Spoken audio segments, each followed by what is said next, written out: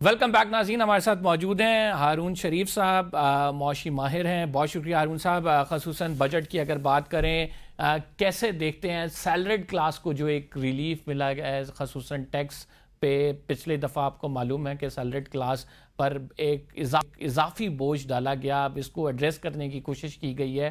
اس کو سمپلیفائی کر کے ذرا عوام کو بتائیں. یہ اچھی بات ہے جی. بیسیکلی دیکھیں، جو انفلیشنری پریشرز انپریسیڈنٹڈ آئے تھے، پرٹیکولرلی آئل پرائسز کی ہائیک کے بعد، اور انفلیشن جو کہ نیچے آ گئی تھی اور اوپر جانا شروع ہو گئی تھی، جو تنخواہ دار طبقہ ہے، فکسڈ انکم، اس کے اوپر ٹیکس کا برڈن اس قدر تھا، اور آلریڈی ان کی کنزمپشن پار ایروڈ ہوئی تھی. تو اس کو ایڈجسٹ کرنے کی کوشش کی گئی ہے. اور انفلیشن اگر اوور آل امپیکٹ ان کی انکم میں اگر 6.5-7% آ جاتا ہے تو ایٹ این ایوریج تو وہ انفلیشن کو بیٹ کرتا ہے. سو یہ ریلیف جو ہے، جو آپ کو ایک انکریمنٹل آپ کے اوپر سرچارج اور ٹیکسز لگے ہوئے تھے اور سلیبس کو ریشنلائز کیا گیا ہے، تو میرے حساب سے اچھا اقدام ہے، کیونکہ اس وقت پریشرز بہت ہائی تھے. 7% اضافہ جو سرکاری ملازموں کی تنخواہوں میں پینشن میں، اور پینشن کا پھر خصوصاً بتائیں کہ بجٹ اور ایکسپنسز کا ہمارا بہت بڑا چنک بنتا ہے، اس کو ایڈریس نہیں کیا گیا ابھی تک. جی دیکھیے، 7% از ایکچولی انفلیشنری ایڈجسٹمنٹ. دیکھیے نا، اتنی ایوریج ویٹڈ ایوریج انفلیشن پچھلے سال رہی ہے، تو کیونکہ 7% کے اندر یہ کوئی as such in real terms economics میں اضافہ نہیں ہے، لیکن آپ ایٹ لیسٹ انفلیشنری پریشر کو آف سیٹ کر دیتا ہے. سو یہ بھی درست قدم ہے، اور اس سے زیادہ کوئی فسکل سپیس حکومت کے پاس اس وقت ہے بھی نہیں. So it's also an adjustment کہ آپ کی جو انکم ایروژن ہے اس کو ختم کیا گیا. پی ایس ڈی پی کی بات کریں، نو نیو پروجیکٹ کی خصوصاً بات ہوتی ہے، اور پھر اس پہ بات بھی یہ ہوتی ہے کہ بہت سارے ترقیاتی منصوبے جاری ہیں، ان کو پائے تکمیل تک پہنچانا ہے.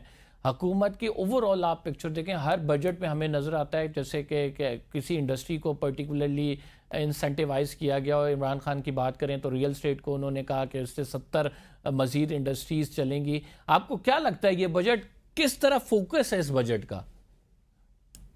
جی پہلے میں ایک کامنٹ کر دوں آپ کے پچھلے سوال پہ. جو پینشنز ہیں یہ بہت سنجیدہ مسئلہ ہوتا جا رہا ہے حکومت کے لیے، کیونکہ بہت سالوں سے حکومت نے پینشنز کا کوئی انویسٹمنٹ فنڈ نہیں قائم کیا.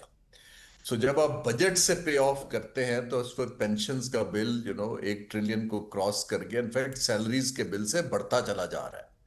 سو آئی تھنک اس کو حکومت کو جلدی سے جلدی ہینڈل کرنا چاہیے. کچھ ریفارمز کی ہیں، لیکن ایک پراپر پینشن فنڈ ہونا چاہیے. اب آئیے، آپ سمت جو آپ بات کر رہے ہیں، دیکھیے بجٹس 3 طرح کے عام طور پہ اکانومیز پیش کرتی ہیں.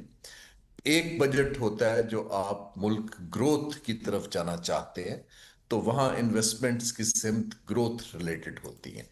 ایک بجٹ ہے جہاں آپ سٹیبلائزیشن میں ہی رہتے ہیں، کچھ ٹویک کرتے ہیں ایریاز کو، لیکن آپ میجورٹی 80% آپ کے اقدامات معاشی میکرو اکنامک سٹیبلائزیشن پہ رہتے ہیں.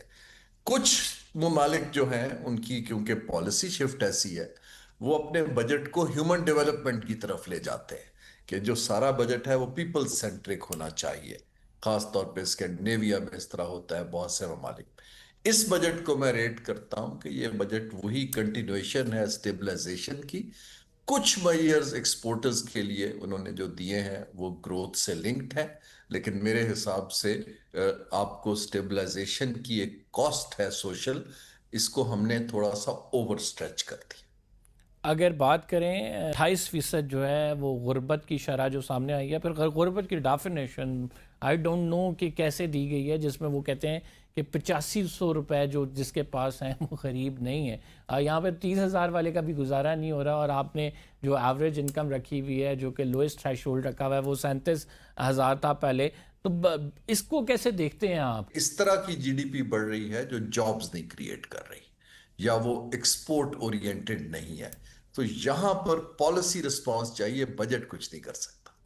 اس میں ایکسپینڈیچر آف گورنمنٹ کی اگر بات کریں خصوصاً، جس پہ بہت زیادہ کرٹیسزم ہوتا ہے کہ حکومت ٹیکس ریونیو کی بات کرتی ہے اور ایک ہی بات کرتی ہے کہ ہم نے اگر اپنا انکم بڑھانی ہے تو وہ صرف ٹیکس ریونیو ہے جس کے تھرو ہم انکم بڑھا سکتے ہیں. پھر اگین دیٹ جہاں پہ وہ اسپینڈ ہوتی ہے اس پر لوگ کہتے ہیں کہ یار آپ ہماری جیبوں سے نکال رہے ہیں اپنی عیاشیوں کے لیے, اس کو کیوں نہیں ایڈریس کیا جاتا سر؟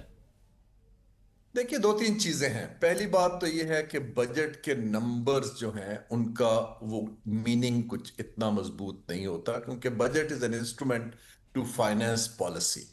جتنی ماڈرن اکانومیز ہیں وہاں بجٹ کے نمبرز جب دیے جاتے ہیں تو بتایا جاتا ہے کہ اس سے آؤٹ کم کیا اچیو ہوگا. ٹھیک ہے, سو ٹارگٹ دیا جاتا ہے کہ یہ ایجوکیشن پہ ہم اتنا دے رہے ہیں, اس سے ہم یہ آؤٹ کم اچیو کریں گے, رائٹ. اسی طرح جب ہم ایکسپینڈیچر کی بات کرتے ہیں تو ہمیں آؤٹ کم بتانا ہے کہ گورنمنٹ کے خرچے ہم اگر اس تھریش ہولڈ پر ہیں تو یہاں کم کر کے ہم جو گروتھ اور جابز اور لوگوں کے لیے ریلیف دینا چاہتے ہیں.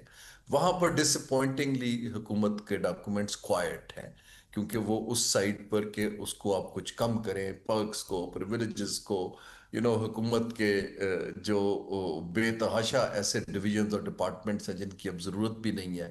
سو ریشنلائز کرنا اخراجات کو حکومت کو, ایک کمیٹیاں بھی بنتی ہیں, لیکن at the end of the day جو ایک ہمارا حکمران طبقہ ہے وہ وہاں پر اپنی نظر جو ہے بند رکھتا ہے.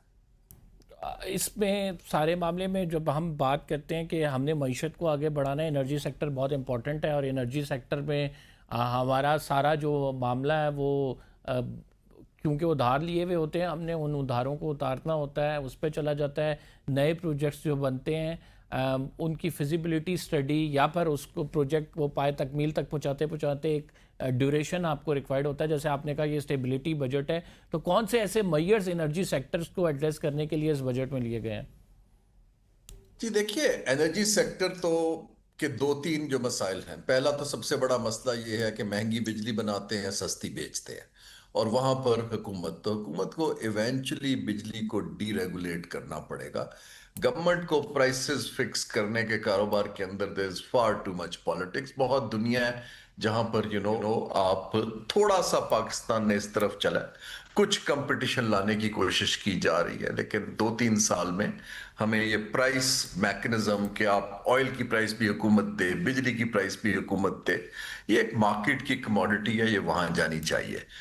دوسرا چیز یہ ہے کہ ہمیں انرجی مکس بدلنا ہے. وہاں پر بجٹ میں ایکسپیکٹ کر رہا تھا کہ آلٹرنیٹ فیولز کے اوپر اور آلٹرنیٹ انرجی کے اوپر کوئی میجر انسینٹیوز آئیں گے. میری نظر سے گزرے نہیں, شاید ہوں, لیکن وہ ایک سیکٹر مجھے لگتا تھا کہ اس دفعہ جو انرجی مکس ہے جو کہ ٹوٹل ایل این جی کے اوپر ڈیپینڈنٹ ہے اور ٹرانسپورٹ ساری آئل پہ ڈیپینڈنٹ ہے. ہاں, ای ویز کے اوپر, کوئی چھوٹے موٹر بائکس کے اوپر اور 3 ویلرز کے اوپر کچھ ریلیف مجھے دکھائی دی ہے. لیکن ڈیمانڈ مینجمنٹ بہت ضروری ہے کہ آپ جو آئل خرچ ہوتا ہے سڑکوں کے اوپر, ساری پاکستان کی ٹریڈ جو ہے وہ تیل پہ بیسڈ ہے. آئی تھنک یہ ہمیں کچھ پالیسی شفٹ کرنی پڑے گی.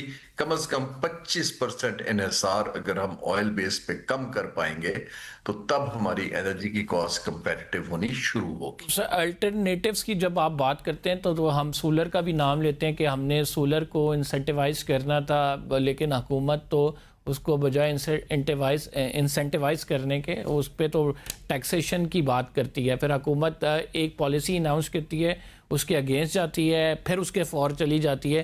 تو یہ جو اتار چڑھاؤ ہے یہ کیوں ہے؟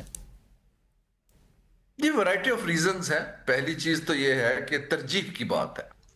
اگر یہ ایریا ہماری ترجیح ہو تو یہاں ہماری پالیسی سسٹینیبل ہونی چاہیے, کنسسٹنٹ ہونی چاہیے, دنیا سے مطابقت رکھنی چاہیے. اگر ہماری پرائرٹی یہ ہے کہ ہم نے آئی پی پیز کو خوش رکھنا ہے, اپنے ڈیٹ کو ٹھیک کرنا ہے, حکومت نے اخراجات لینے ہیں, بجلی کے اندر جو ہڈن ٹیکسز ہیں وہاں سے کمائی کرنی ہے, پھر obviously سولر کی پروموشن جو آپ نے دیکھا کہ پالیسی کے اندر گیپس آنے شروع ہو گئے. لیکن at the end of the day Pakistan کے پاس کوئی حل نہیں ہے. ہمیں دیکھیں یہ سولر جو یہ ایران وار میں جو ہمارے لیے بلیسنگ ان ڈسگائز اس لیے نہیں آیا کہ حکومت نے انسینٹیو دی ہے.